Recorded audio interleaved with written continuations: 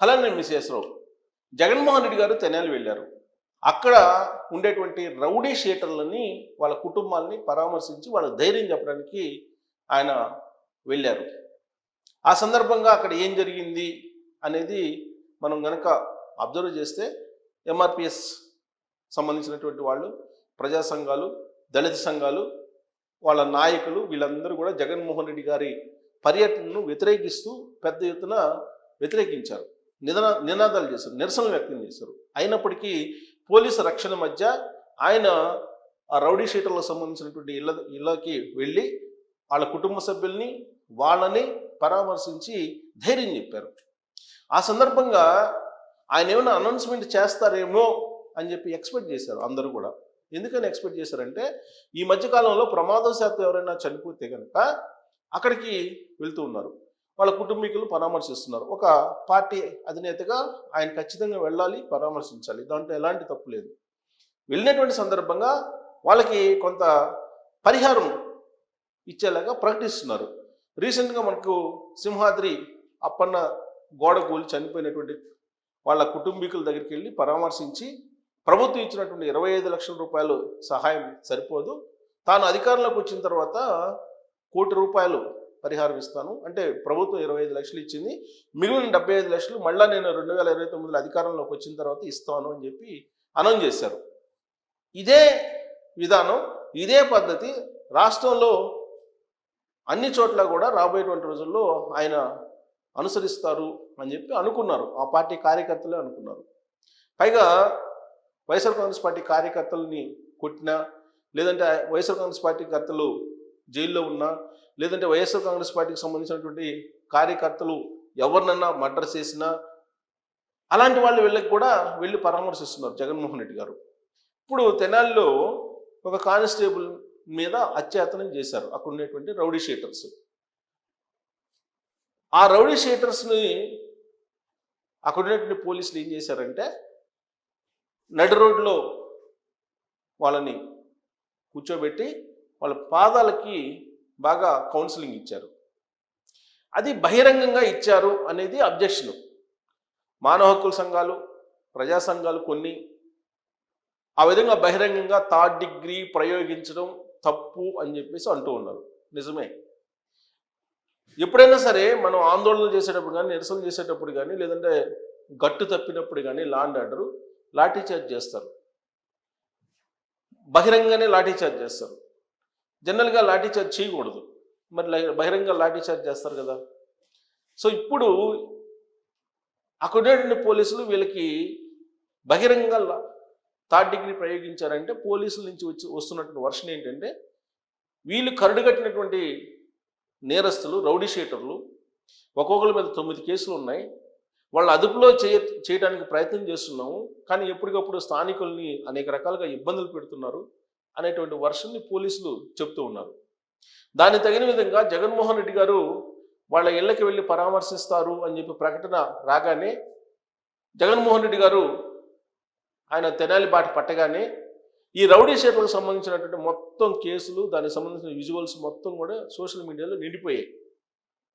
వాళ్ళు మహిళలను వేధించేయి, వాళ్ళు దోమను పోయేటువంటి మామూలు సామాన్య జనాలను కొట్టేవి, వాళ్ళు చేసినటువంటి అరాచక పనులు ఇవన్నీ కూడా సోషల్ మీడియాలో పోస్ట్ చేశారు. అనేక మంది అనేక విజువల్స్ పోస్ట్ చేశారు వాళ్ళు చేసినటువంటి దురాఘాతాలకు సంబంధించి. అవి చూసిన తర్వాత ఇలాంటి వాళ్ళను పరామర్శించడానికి జగన్మోహన్ రెడ్డి గారు వెళ్తున్నారా అనేటువంటి ప్రశ్న చాలామంది నుంచి వచ్చింది. కానీ వైఎస్ఆర్ కాంగ్రెస్ పార్టీకి సంబంధించినటువంటి వాళ్ళు మాత్రం జగన్మోహన్ రెడ్డి గారు పరామర్శించడానికి వెళ్తున్నారు, వాళ్ళకి ఏదో ఒక పరిహారాన్ని అనౌన్స్ చేస్తారు, మామూలుగా ₹1,00,00,000 పరిహారాన్ని అనౌన్స్ చేస్తారేమో, చనిపోయిన ఫ్యామిలీలకి అనౌన్స్ చేస్తున్నారు, బట్ వీళ్ళు బతికున్నారు కదా, కానీ వీళ్ళ మీద థర్డ్ డిగ్రీ ప్రయోగించారు కాబట్టి అట్లీస్ట్ ఒక 50 లక్షలన్న పరిహారం అనౌన్స్ చేస్తారు వాళ్ళ ఫ్యామిలీకి, ప్లస్ ఆ దెబ్బలు తిన్నటువంటి వాళ్ళ బాధితులకు కూడా నష్టపరిహారం ఇచ్చి వాళ్ళని ఓదార్చుతారు అని చెప్పి అనుకున్నారు. కానీ జగన్మోహన్ రెడ్డి గారు అలాంటి ప్రకటన ఏమీ చేయలేదు, వాళ్ళకి ఆర్థికపరమైన సహాయం ఏమీ ప్రకటించలేదు. దీంతో జగన్మోహన్ రెడ్డి గారు వచ్చారు, వెళ్ళారు, మరి బాధిత కుటుంబాలకు వచ్చినటువంటి ప్రయోజనం ఏంటి అనే దాని మీద ఇప్పుడు వైఎస్ఆర్ కాంగ్రెస్ పార్టీలో అలాగే ఆ బాధిత కుటుంబాల్లో కూడా చర్చ జరుగుతుంది. బాధిత కుటుంబాలు జగన్మోహన్ రెడ్డి కోసం ఎదురు చేశారు. జగన్మోహన్ రెడ్డి గారు వచ్చారు, ఇంటికి వచ్చారు. ఆ రౌడీ షీటర్లకు సంబంధించినటువంటి ఫ్యామిలీ మెంబర్స్ తోటి మాట్లాడారు. ఆ రోజు ఏం జరిగింది అనేది కూడా తెలుసుకున్నారు. ఆ తర్వాత మీడియా ముందుకు వచ్చి మాట్లాడారు. ఏం మాట్లాడారు? కానిస్టేబుల్ సివిల్ డ్రెస్లో ఉన్నాడు కాబట్టి కొట్టారు, అసలు కానిస్టేబుల్ సివిల్ డ్రెస్లో ఎందుకు ఉండాలి అనేటువంటి వాదన జగన్మోహన్ రెడ్డి గారు చేశారు. అంటే సివిల్ డ్రెస్లో ఉండేటువంటి వాళ్ళని ఎవరినైనా కొట్టచ్చు అనేటువంటి యాంగిల్లో ఒక భావం వచ్చేలాగా ఆయన మాట్లాడారు అనేది సోషల్ మీడియాలో ఇప్పుడు వైరల్ అవుతుంది ఒక వీడియో. సరే, ఆయన రౌడీ షీటర్లకి మద్దతు పలుకుతూ వెళ్ళారు. ఆయన ఎవరికి మద్దతు పలకాలి అనేది కూడా ఒక కంక్లూజన్ రాలేక ఆయన వెళ్ళారు రౌడీ షీటర్ల ఇంటికి. రౌడీ షీటర్ల కుటుంబీకులను పరామర్శించారు. అంటే రాబోయేటువంటి రోజుల్లో రౌడీ షీటర్లని, రౌడీ యాక్టివిటీస్ని ప్రోత్సహించడానికి ఆయన ప్రయత్నం చేస్తున్నారా? అంటే ఎవరినైనా కానిస్టేబుల్స్నో లేదంటే ఎస్ఐనో లేదంటే పోలీసు వాళ్ళు ఎవరైనా కొడితే ఆ కొట్టినటువంటి వాళ్ళకి ఆయన వెళ్ళి మద్దతు పలుకుతారు కాబట్టి ఇక నుంచి పోలీసుల్ని కొట్టండి అని చెప్పి సంకేతం ఇవ్వటమా? అసలు ఎందుకు ఆయన వెళ్ళారు అనేటువంటి ప్రశ్నలు రకరకాలుగా సోషల్ మీడియాలో ట్రోల్ అవుతూ ఉన్నాయి. అయితే ఇక్కడ పరిహారం అనేది ఎక్స్పెక్ట్ చేస్తారు జగన్మోహన్ రెడ్డి గారి నుంచి. ఎందుకనంటే జగన్మోహన్ రెడ్డి గారు అధికారంలో ఉన్నప్పుడు 2019 నుంచి 2024 మధ్యలో బాగా సంపాదించారు, బాగా వెనకేసుకున్నారు అనేటువంటిది ఇప్పుడున్నటువంటి ప్రభుత్వం చెప్తుంది. దానికి సంబంధించినటువంటి కొన్ని ఆధారాలను కూడా చెబుతుంది. లిక్కర్ స్కామ్ కానీ, ల్యాండ్ స్కామ్ కానీ, లేదంటే మైనింగ్ స్కామ్ కానీ, రెడ్ శాండ్లని ఇలా రకరకాలుగా చెప్తూ ఉన్నారు. కంటైనర్ల కొద్ది డబ్బులు పోగుపడ్డాయి అని చెప్పి. మరి ఆ డబ్బులన్నింటినీ ఇప్పుడు ఇలాంటి వాళ్ళకి పరిహారం కింద ఇస్తారేమో అని చెప్పి ఎక్స్పెక్ట్ చేశారు వాళ్ళు. జగన్మోహన్ రెడ్డి గారు వస్తున్నారని అంటే ఆయన ఏదో పరిహారం ఇస్తారు, ఆయన ఏదో ఆర్థిక సహాయం చేస్తారు, అలాగే మోరల్ సపోర్ట్ ఇస్తారు అనేటువంటి ఒపీనియన్ ఉంటుంది ఆయన మీద.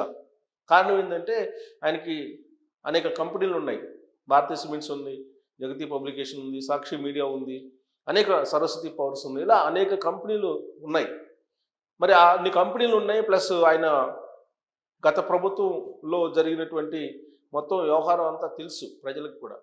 సో దీంతో ఆయన ఖచ్చితంగా కొన్ని లక్షల రూపాయలు ఆర్థిక సహాయం అందిస్తారని చెప్పి ఆశగా ఎదురు చూశారు. కానీ ఆయన నిరాశ మిగిల్చారు అనేది ఇప్పుడు బాధిత కుటుంబీకుల్లో వినిపిస్తూ ఉంది. బట్ ఆయన తెనాలి బాట పట్టగానే ఆ రౌడీ షీటర్లకు సంబంధించినటువంటి చరిత్ర మొత్తం సోషల్ మీడియాలో నిండిపోయింది. అంటే వాళ్ళ గతం తాలూకు, వాళ్ళ పూర్వపరాలు ఏంటి అనేది పబ్లిక్కి బాగా అవేర్నెస్ చేసేలా బాగా విజువల్స్ వచ్చేసాయి. దీంతో జగన్మోహన్ రెడ్డి గారు తెనాలి వెళ్ళడం అనేది అసలు ఎందుకు వెళ్ళాడో, ఆయన పర్పస్ ఏంటి, బట్ ఆయన రాకతోటి వాళ్ళు ఏమి ఎక్స్పెక్ట్ చేశారు, వాళ్ళు ఎందుకు నిరాశ చెందుతున్నారు, ఇది పెద్ద చర్చనీయాంశంగా మారింది ఇప్పుడు. మరి వైఎస్ఆర్ కాంగ్రెస్ పార్టీకి తెనాలి టూరు అనేది మైలేజ్ని ఇచ్చిందా, లేదా ఉన్న మైలేజ్ని తగ్గించిందా, జగన్మోహన్ రెడ్డి గారు గ్రాఫ్ని పెంచిందా తగ్గించిందా ఈ ఇన్సిడెంట్ అనేది మీరు కామెంట్ చేయొచ్చు. Thank you.